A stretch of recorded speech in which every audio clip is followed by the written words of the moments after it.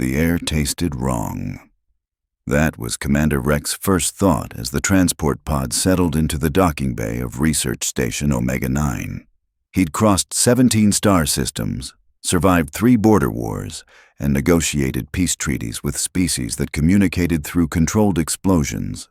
But nothing, absolutely nothing, had prepared him for the smell of human coffee mixed with recycled station air. Status report. Rex clicked his mandibles together, addressing the skeletal crew that had remained on the station. His exoskeleton gleamed under the harsh lights, 3 of his 4 eyes scanning the assembled researchers with practiced efficiency. Dr. Hala, a Grixian whose purple skin had faded to a worried lavender, stepped forward. Her voice trembled. "Commander, we have a situation, a significant situation. Perhaps the most significant situation in the history of, well, situations.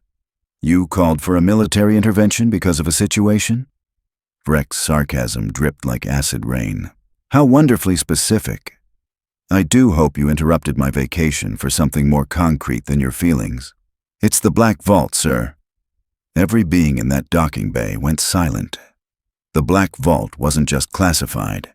It was the thing that classified things got nervous about.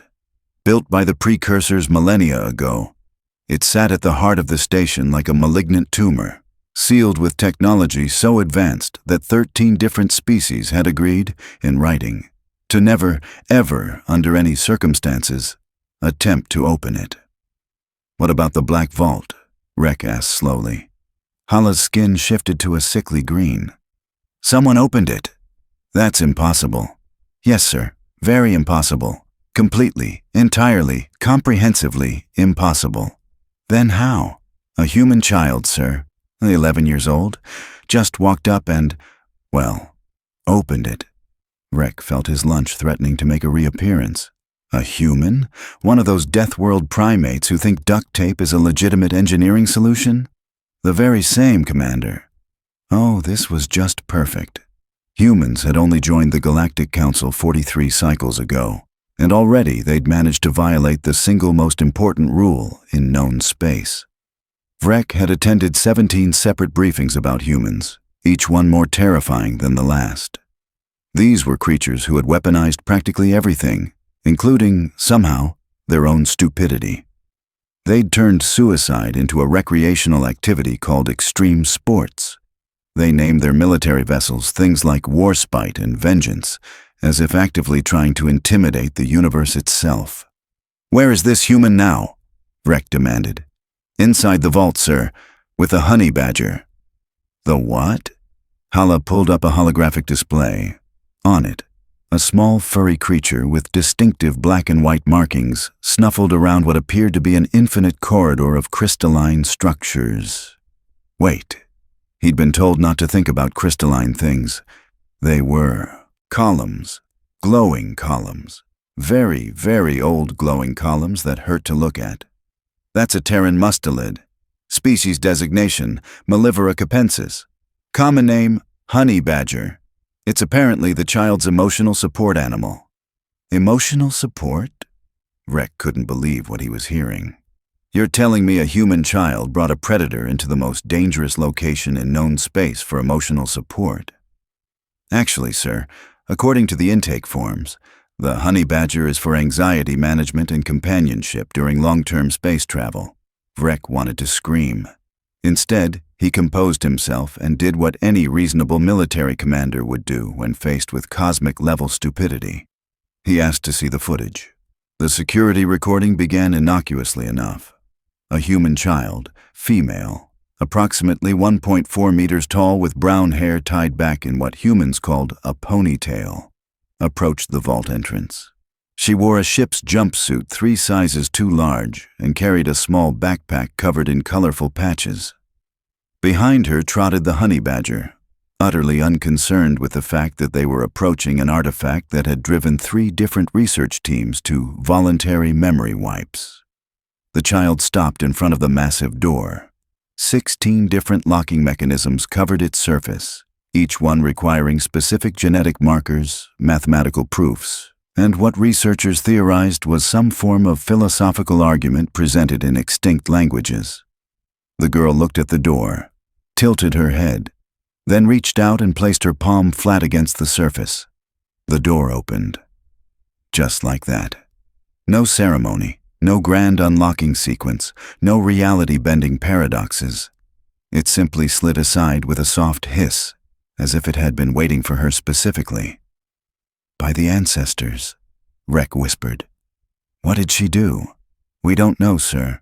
We've analyzed the footage from every spectrum. There's no energy signature, no quantum manipulation, nothing. She just asked nicely. Maybe? The audio is unclear." "Asked nicely," Vrek repeated flatly. "The most secure vault in existence opened because a human child asked nicely? It appears that way, sir." On the screen, the girl entered the vault without hesitation. The honey badger followed, pausing only to mark territory on a pedestal that probably predated most modern civilizations. "How long have they been inside?" 4 hours, 17 minutes, and 33 seconds. "And you waited until now to contact military authorities because..." Hala's skin cycled through several colors before settling on apologetic pink. "We were having a debate about whether this constituted a security breach or a diplomatic incident. The vote was split 11-10, with 3 abstentions and 1 researcher who simply fainted and hasn't woken up yet. This was ridiculous. Absolutely, categorically, fundamentally ridiculous. Vrek had commanded fleets through impossible battles, but bureaucratic incompetence still managed to surprise him. "I'm going in," he announced. "Sir, that's not advisable. We don't know what's inside the vault. The Precursors sealed it for a reason. Then I'll find out." Vrek checked his weapon, a plasma rifle that could punch through battle armor, though he suspected it would be utterly useless against whatever lurked in that ancient structure. "If I'm not back in 2 hours, seal the station and contact the Council." "And tell them what, sir?" "Tell them humans happened. They'll understand." The entrance to the Black Vault gaped before him like a mouth leading into the universe's darkest secret. Vrek stepped through, and immediately every sensor on his suit went haywire. Temperature readings flickered between absolute zero and the surface of a star. Gravity pulled in 17 different directions simultaneously. The air tasted like purple, which shouldn't even be possible. The corridor stretched impossibly far, wider than the station itself. Walls hummed with power that made Rek's exoskeleton ache. Symbols he didn't recognize crawled across every surface, rearranging themselves into new configurations as he watched. "Hello?" His voice echoed strangely, coming back to him translated into languages he'd never heard. A sound responded. Chittering, cheerful, and absolutely human. Vrek followed the noise deeper into the vault, past chambers filled with floating orbs of light, through hallways where the walls existed in more dimensions than he could process, until finally he emerged into a massive central chamber. The human child sat cross-legged on the floor, her backpack open beside her.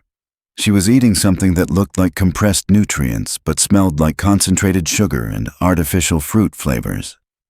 The honey badger lay sprawled next to her, belly up, apparently napping.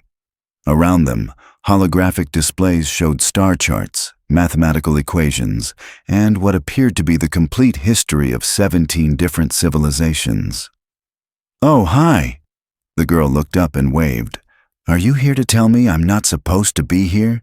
Because I totally figured that out like an hour ago, but the door won't open from this side, and Mr. Whiskers found some kind of ancient space jerky, so we've just been hanging out." Mr. Whiskers. She'd named the honey badger Mr. Whiskers. Rek's translator struggled with her casual tone, unsure whether to render it as formal greeting or supreme indifference to danger. He settled for direct approach. "Child, do you understand what this place is?" "A vault?" She took another bite of her snack. "I mean, it says Black Vault on all the station maps. Pretty straightforward naming convention if you ask me." "This vault was sealed by beings who could manipulate space and time itself. It contained secrets that could destroy civilizations. And you just walked in?" She shrugged. "The door was locked. I didn't have anything else to do. My dad's meeting with the station administrators, something about docking fees and fuel costs. Super boring adult stuff. So I went exploring. How did you open it? I knocked, and then I said, please? Mom always says politeness opens more doors than rudeness. She paused. She probably meant that metaphorically, but it worked literally too, so that's neat. This was it. This was how the galaxy ended. Not with war or cosmic catastrophe, but with a human child who knocked politely on an ancient seal and said, please. What's your name, child? Mira. Mira Okafor. That's Mr. Whiskers. She gestured to the honey badger, who had rolled over and was now investigating something that looked disturbingly like a control panel for a weapon that could crack planets. He's very friendly once you get to know him. Mira, we need to leave this place immediately. Yeah, about that. She stood up, brushing crumbs off her jumpsuit. The door's locked. I tried the knock thing again, but it's not working. Also, there's this weird computer voice that keeps asking me questions in languages I don't understand. I've been answering anyway. Seems rude not to respond when someone's talking to you. You've been answering questions. Vrek felt his primary heart skip a beat. What questions? Philosophy stuff, mostly. Like, what is the nature of consciousness? Do individual rights supersede collective needs? If you could save your own species but doom another, would you? Pretty heavy for a Monday afternoon. And what did you answer? The truth? I said consciousness is probably just complicated thinking, that individuals and groups both matter depending on context, and that dooming another species seems like a terrible idea no matter what. Then the computer said, acceptable parameters detected, and a bunch of these displays turned on. Acceptable parameters. The vault had been testing her, which meant it was active, functional, and apparently judging the worthiness of whoever entered. Mr. Whiskers chose that moment to wake up. The honey badger stretched, yawned to display truly impressive teeth, and then trotted over to investigate Rek's boots with interest. He likes you, Mira said cheerfully. He only sniffs people he thinks are okay. Last week he completely ignored Ambassador Thren from the Carillion delegation. Dad said it was embarrassing, but I think Mr. Whiskers just has good instincts. The honey badger was now attempting to climb Rek's leg. Please remove your creature from my person. He's not really mine. More like we're traveling companions, but sure. Mira whistled, and Mr. Whiskers immediately abandoned his assault on Rek's shin guards. Good boy. Who wants another protein bar? The animal's enthusiasm for processed human food was almost disturbing. Vrek examined the chamber more carefully. Every wall displayed information, but not randomly. The data organized itself around Mira, showing star systems near Earth, histories of human conflicts, technical specifications for their ships and technology. The vault was analyzing humanity through her. Mira, I need you to be very honest with me. Did you touch anything else in here? Activate any systems? Make any promises to mysterious voices? Just the snack thing. Found this dispenser that made food pellets. Mr. Whiskers loved them. She pointed to a pedestal that Vrek was reasonably certain had once controlled some kind of precursor weapon system. And I sat in that chair over there, but it was uncomfortable, so I moved. The chair in question was displaying readouts that suggested it had just completed a full genetic and neural scan. Perfect. Just perfect. The vault now had complete information about human biology. A deep vibration ran through the floor. The displays shifted, coalescing into a single massive hologram. It showed a star map unlike anything Rek had ever seen, with annotations in dozens of languages including, he noticed with growing horror, human English. A voice spoke, not through speakers, but directly into his mind. It used language that predated sound itself. Evaluation complete. Species designated humans show acceptable potential. Guardian candidate identified. Vault protocols updating. Guardian candidate? Rek looked at Mira. What did you do? She held up her hands defensively. Nothing. I just sat there. The chair asked if I wanted to learn stuff, and I said sure, knowledge is cool. And then there was this weird download feeling, and now I can read those symbols on the walls. You can read Precursor script? Apparently, it's actually pretty intuitive once you get past the 17-dimensional grammar structure. The 17-dimensional grammar structure that had taken the galaxy's best linguists 400 cycles to barely comprehend. Of course, the human child could just casually read it. Mr. Whiskers had found another panel to investigate, this one glowing an ominous red. Your creature is about to activate something dangerous, Rek warned. Nah, he does this all the time. Pushes buttons, opens things. We call it helpful curiosity. Mira walked over and scooped up the honey badger, who chittered happily.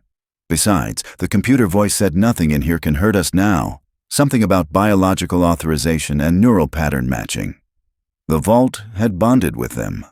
With a human child and her emotional support honey badger. This would require reports. So many reports. Reports that would themselves require reports. The bureaucracy alone would take cycles to sort out. Another vibration, stronger this time. The walls began to reconfigure, panels sliding aside to reveal chambers that definitely hadn't been there before. Mira said quietly. Is that normal? Nothing about this is normal.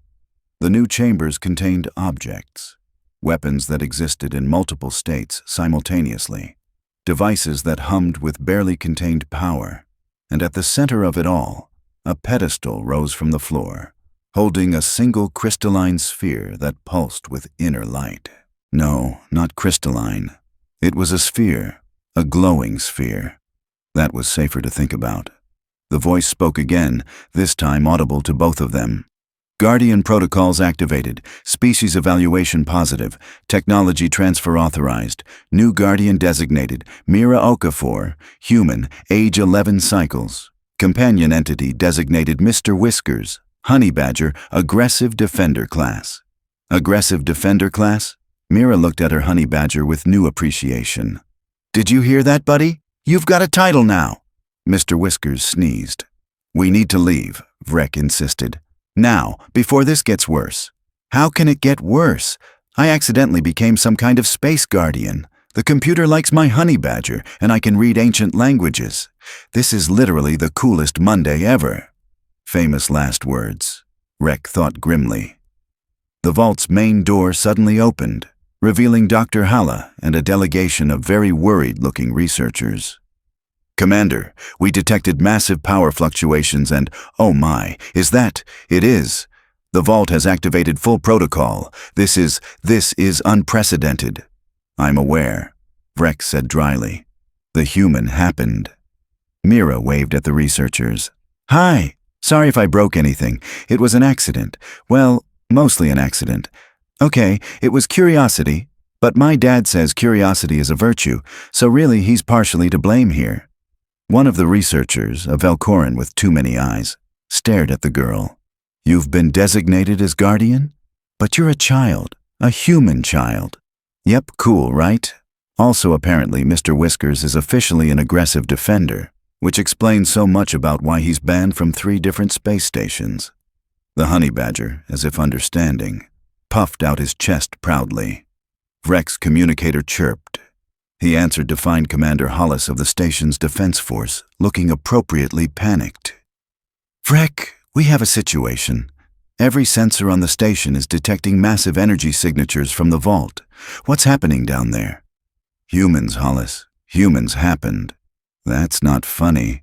I'm not joking. A pause. Oh no. Should I evacuate the station?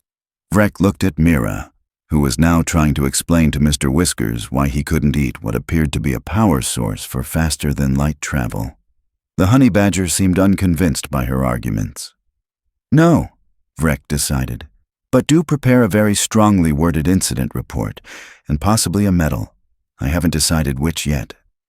The vault hummed around them, satisfied with its choice, while somewhere in the research wing, at least 3 scientists started having nervous breakdowns. Just another day in the Galactic Council. Especially now that humans were involved.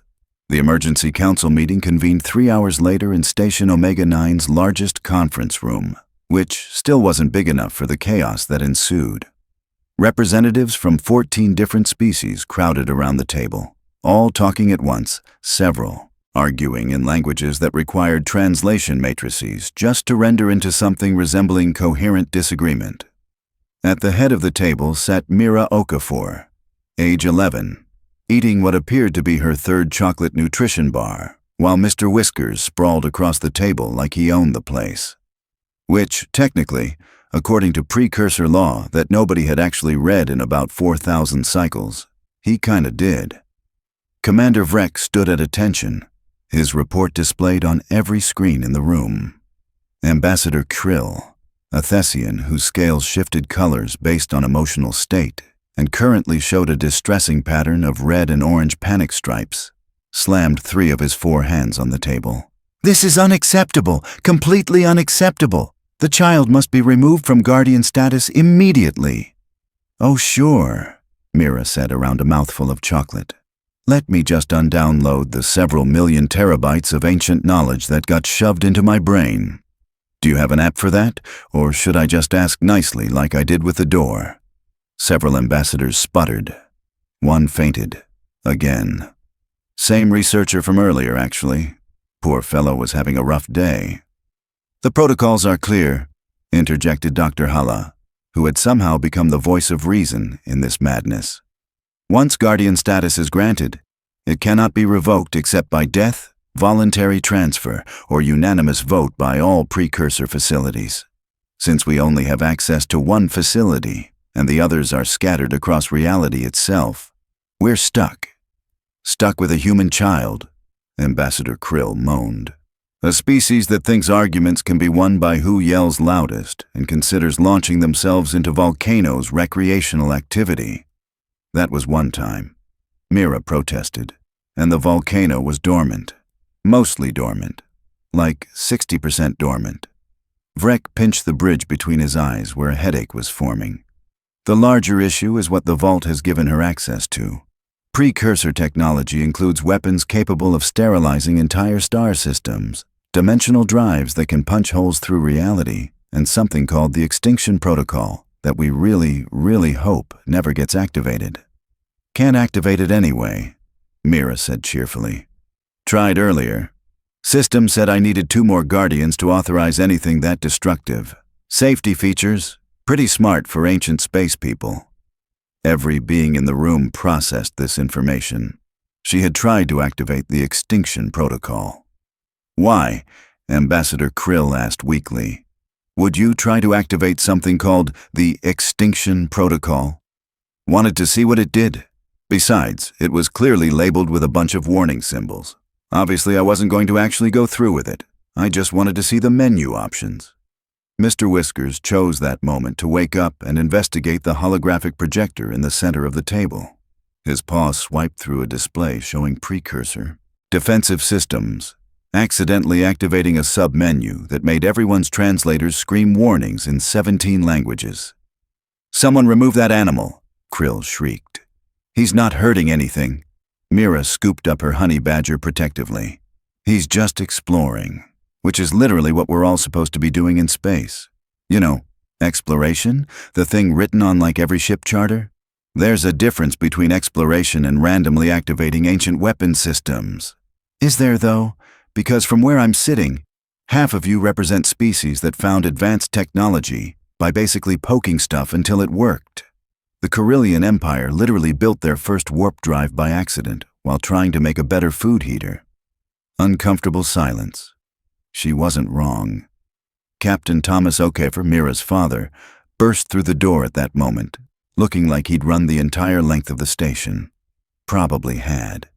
The man was built like someone who'd spent years in variable gravity and had the muscle mass to prove it.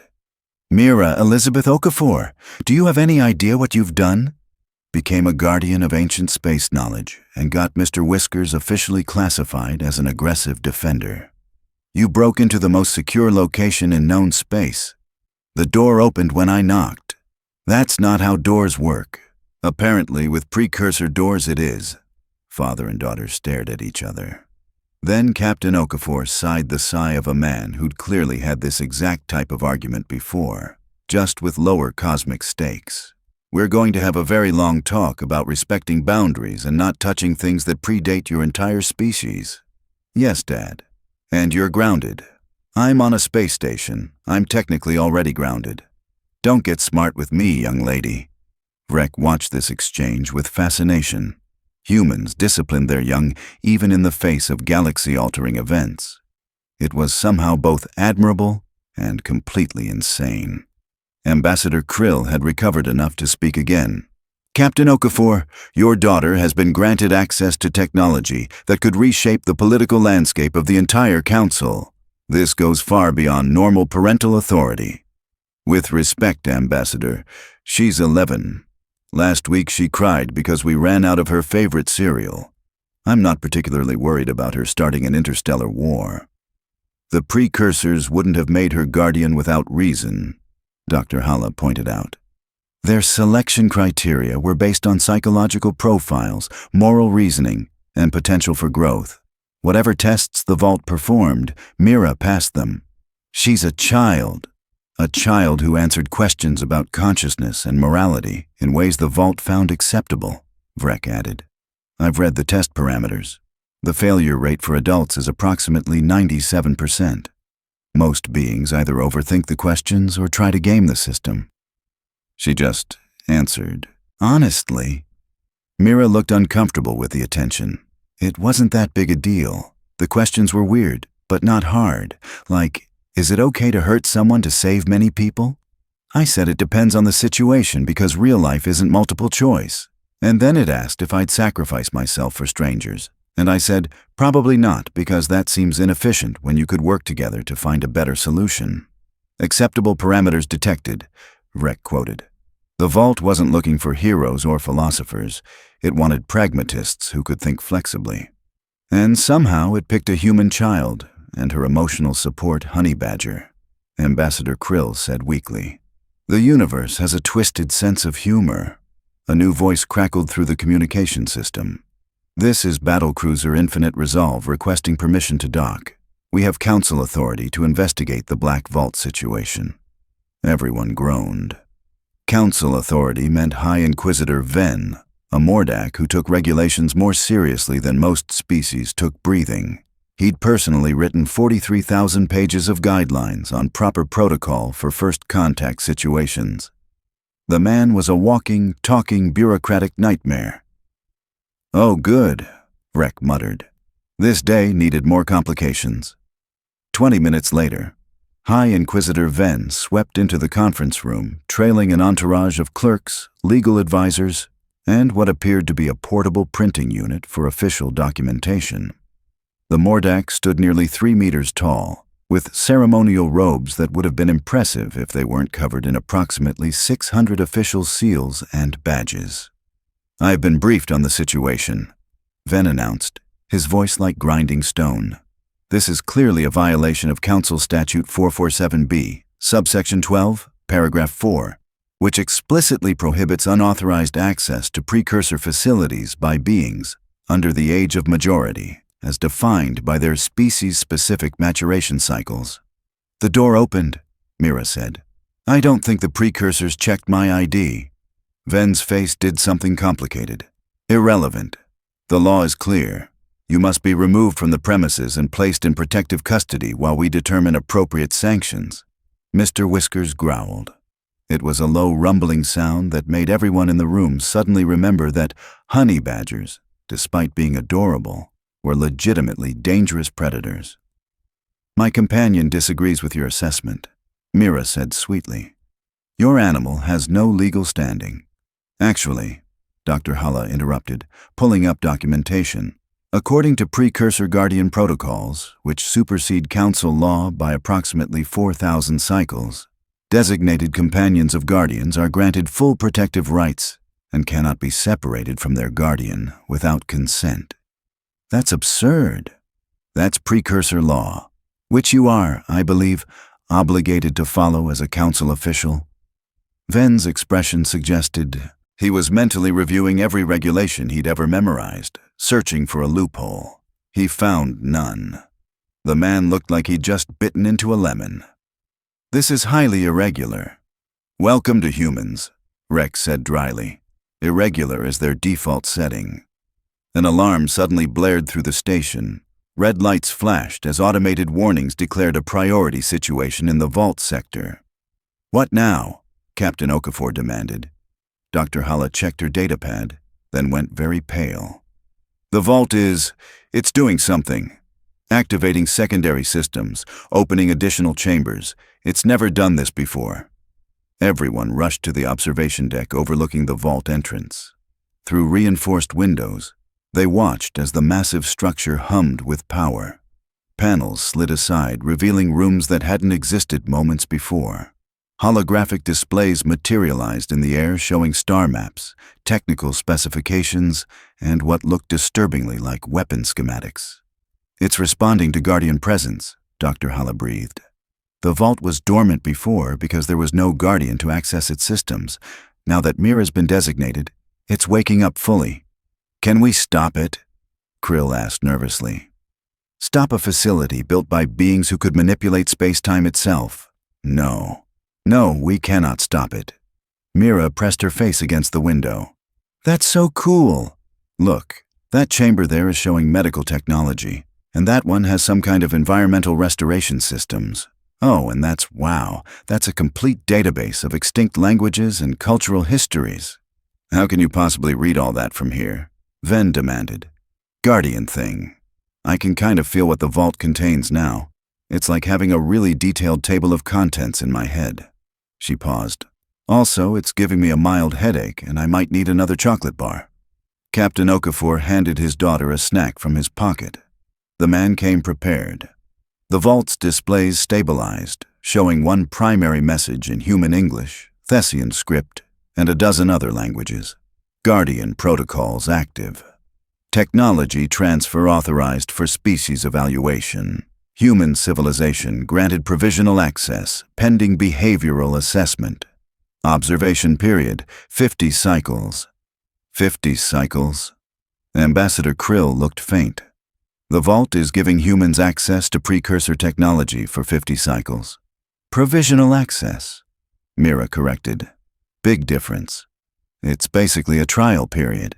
If humanity doesn't do anything stupid like blow ourselves up or start unnecessary wars, we get to keep access. If we fail, the vault locks down again. Your species considers armed conflict a valid form of diplomatic discussion. Yeah, but we're getting better about it. Mostly. There was that thing on Europa Station last year, but in our defense, they started it. Freck watched the displays with growing understanding. The precursors built these vaults as tests. They weren't just storage facilities. They were evaluation tools designed to identify species with potential and provide them with resources to advance, but only if they proved worthy. Exactly, Mira beamed. The vault told me that during the download. The precursors wanted to help younger species grow, but they'd seen what happened when you just handed out advanced technology without making sure people were ready for it. So they built these testing facilities. Anyone could try to open them, but only people who thought the right way could actually get inside.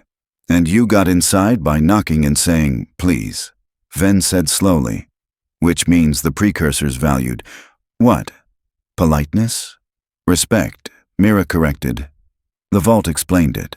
They wanted people who could approach unknown things with curiosity instead of fear, but also with courtesy instead of arrogance. You can't force your way in. You can't trick the locks. You just have to ask nicely and mean it. The simplicity was staggering. 13 species had tried everything from quantum computing to reality-altering mathematics to open the vault.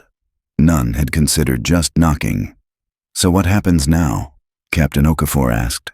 My daughter's apparently the guardian of ancient space knowledge. Humanity's on a 50-cycle probation, and we have a honey badger with official defensive status. Where do we go from here? The vault will remain accessible to Guardian Mira, Dr. Hala said, reading the outputs. She can study its contents, access technology as needed, and apparently call upon its defensive systems in emergencies.